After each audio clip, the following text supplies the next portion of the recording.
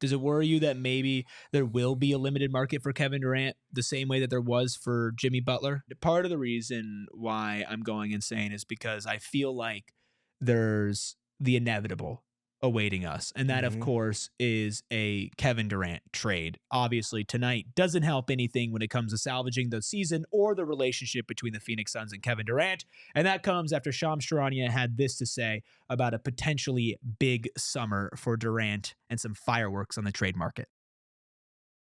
Stake here for the Phoenix Suns over the final stretch of the season.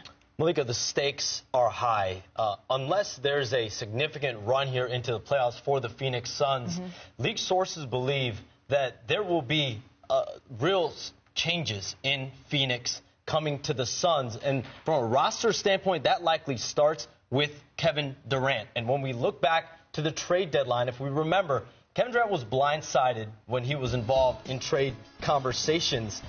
But this offseason, from my understanding, what it would look like is the Suns and Durant would work together on any potential trade to a contender in a trade scenario. And I would expect 4 to 6 contending teams with some serious involvement in Durant.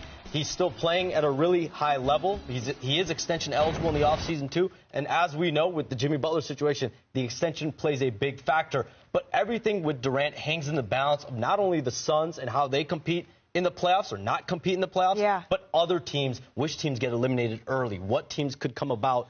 A lot will come clear with Kevin Durant when we figure out what shapes up in the playoffs. Well, you know, it's just if the Suns save their season and make a deep playoff run, Steven, it's all going to be okay. Well, then you better start planning for otherwise then, because that's not happening this season. The biggest thing to take away from that is the fact that KD and the Suns are reportedly going to work together to try to move him to a contender. I think a very fitting question right now is, did the team that the Suns lost to tonight make that list of potential contenders that Kevin Durant could go to? Because the best player on that Timberwolves team already has an established relationship with them. They have assets, and you can see KD being a quote-unquote missing piece there. Do you feel like that is something that could be on the radar for KD and for the Suns, both perspectives? Well, I would genuinely be surprised if he was interested in going to Minnesota. Like, he clearly has a respect for Anthony Edwards. I think the Team USA doc showed that in moments. Naturally watching the games live showed that in moments. Naturally watching the playoff series from last season showed that in moments. But does he see the vision with that Minnesota roster? Because they're going to have to give up things that they are very dependent on right now. Tell me your hypothetical Minnesota package for Kevin Durant. Player-wise, obviously picks, we can get a little more in the weeds. I think that's what makes it tricky, too. It's going to have to be a 3-team trade because the Suns are not – I don't think the Suns are going to want Julius Randle. And because of that, it's going to force a 3-team trade. So that's where things get complicated. But hypothetically, Jaden McDaniels, Nickeil Alexander-Walker, Naz Reid is a free agent this upcoming season. So you would have to have him agree to signing with the Suns and then working out a sign and trade from there to make the numbers work and everything. Obviously, pick compensation involved with that too, but that's a start. Dante DiVincenzo is probably involved in that trade as well. Maybe a young player like Rob Dillingham, if you can get a young guard to throw in there. I just don't know if Minnesota's going to part with him, but they might if it means maybe not giving up as much future draft capital. Does it worry you at all, the fact that the 5 to 7 teams thing was mentioned? Does it worry you that maybe there will be a limited market for Kevin Durant the same way that there was for Jimmy Butler? It might be limited in terms of volume of teams, but it should be robust in terms of who they're actually going to engage with and what compensation they can get back in return, both in the form of draft picks, players, and future prospects.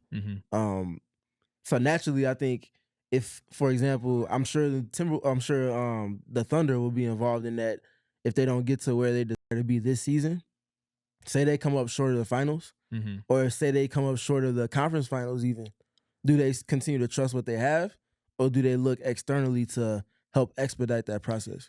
Yeah, it's going to be a really tough situation because also Torch mentions in the chat, the Suns don't have the leverage here, right? No.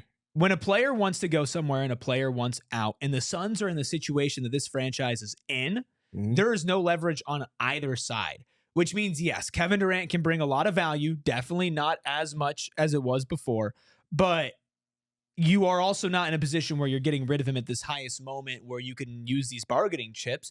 Teams are going to come to you and they're going to say, okay, I know you have to trade Kevin Durant. This is the best you're going to get, and you're going to deal with it. And it is worrying that if the breadcrumbs are already starting to be placed out now, not that I'm surprised, but that this conversation over the next couple of months is actually going to hurt Kevin Durant's value for the Suns long term. And personally, I still don't want to trade the dude.